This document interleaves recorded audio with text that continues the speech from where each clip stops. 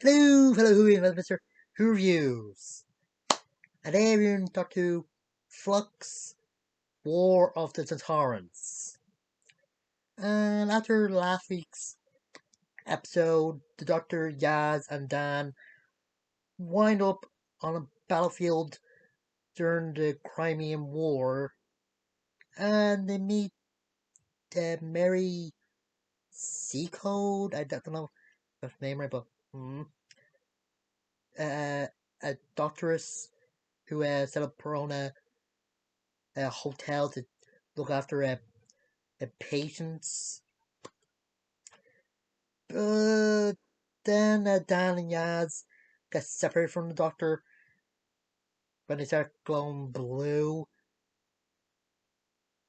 Something with the time energy or something, I kind of forget. And Dan gets set back 2 days after he met the Doctor and Yaz. And Yaz gets sent to this temple place, and that's he meets the guy who plays Mr. Gibbs in the Pirates of the Caribbean movies. Is that like a camera roll? And then this floating ball and a diamond shaped uh, thing comes up, asking Yaz can she fix something. And turns out the guy that's watching over the earth during the flux and that is end up there as well.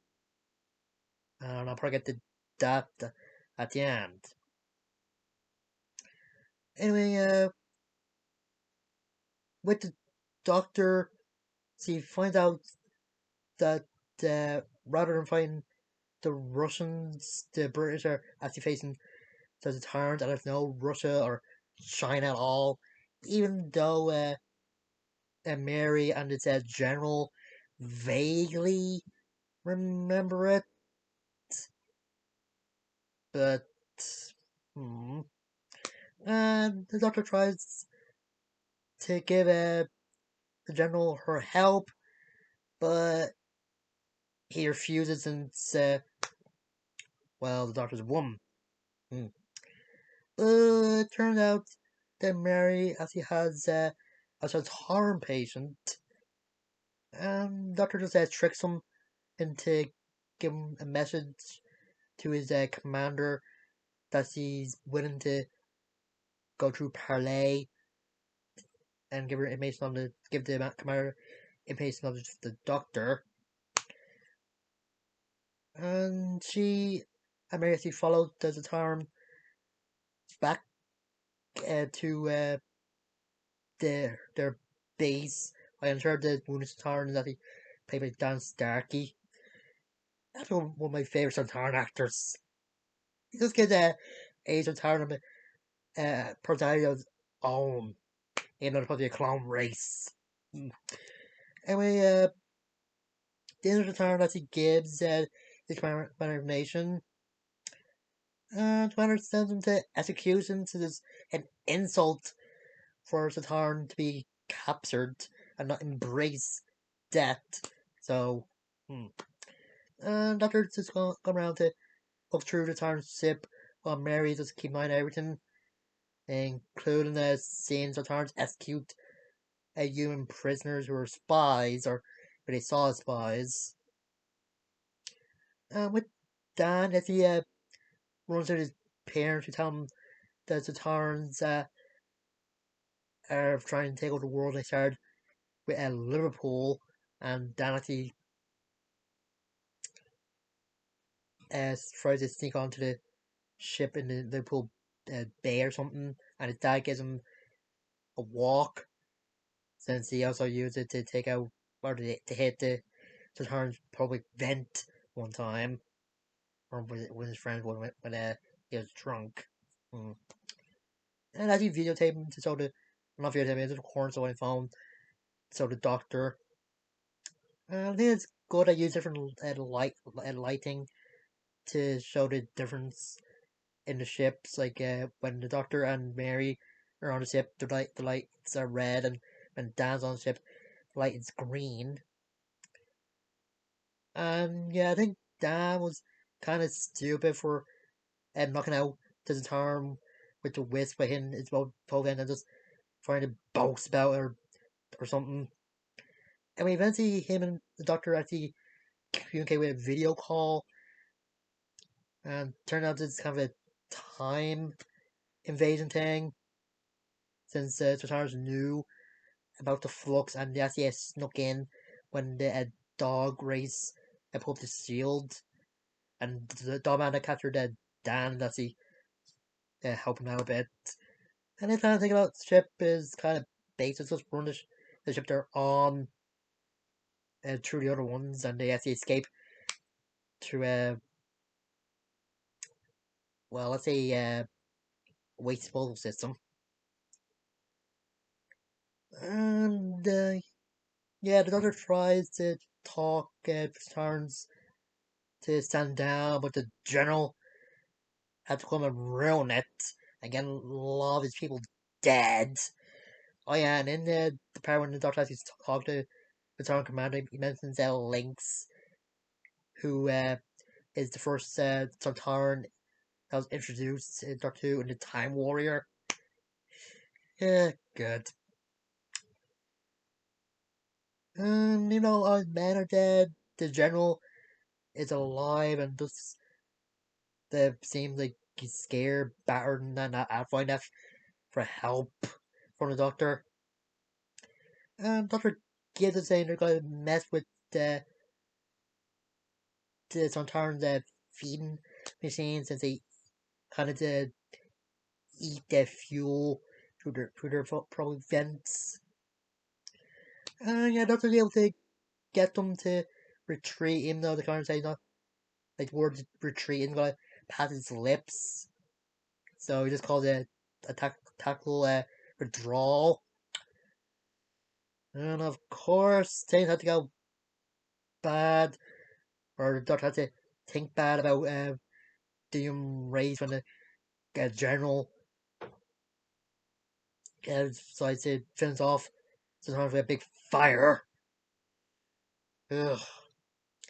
And finally, the TARDIS is able, or is finally able to go off, and when the doctor tried to get him before there was no doors for some reason, and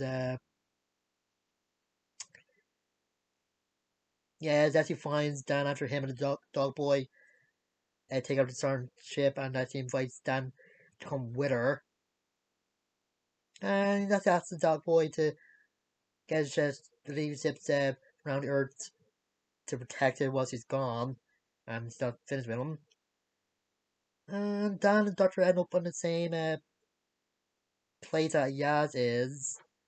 And turn out before that, the Swarm and his sister show up, and the sister is able to suck out the light. And turn out the species, or the race on the ship, comes from the planet Time, and they're just a type of race that watches overtime and just makes sure it goes smoothly or something. And when the Doctor and Dad first got into the TARDIS, yeah, it was a bit different, and they got hijacked by the swarm. And turned out the race need about four beings in order to activate it, or to do what they're doing. And Swarm put the Yaz and the commander guy in.